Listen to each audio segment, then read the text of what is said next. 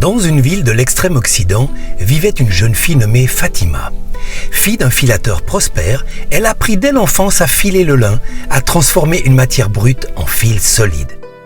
Un jour, son père l'emmena en voyage sur une mer calme et tranquille, laissant derrière eux le monde familier.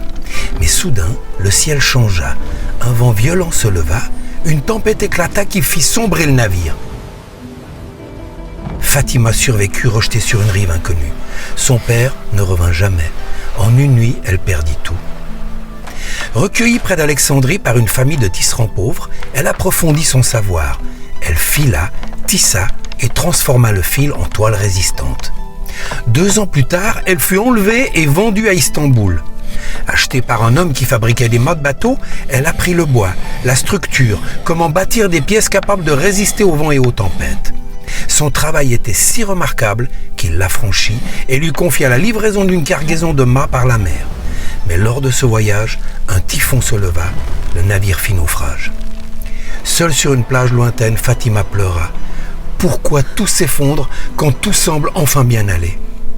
En Chine, l'empereur recherchait quelqu'un capable de lui construire une tente parfaite. Fatima unit alors tout ce qu'elle avait appris, le fil pour les cordes, le tissu pour la toile et les mâts pour la structure. La tente fut dressée dans la cour impériale. L'empereur, émerveillé par sa perfection, offrit à Fatima un vœu. Elle choisit de s'établir en Chine et y connut enfin le bonheur. Et Fatima comprit ceci. Ce que la vie semble détruire aujourd'hui prépare parfois exactement ce qu'elle t'offrira demain. Rien de ce que tu vis n'est inutile. La vie ne gaspille aucune expérience. Avant de te confier quelque chose de grand, elle te prépare. Et si la vie semble détruire quelque chose aujourd'hui, ce n'est pas pour te priver, mais pour te façonner. Parce que ce n'est pas ce que tu possèdes qui doit être prêt, c'est la personne que tu deviens.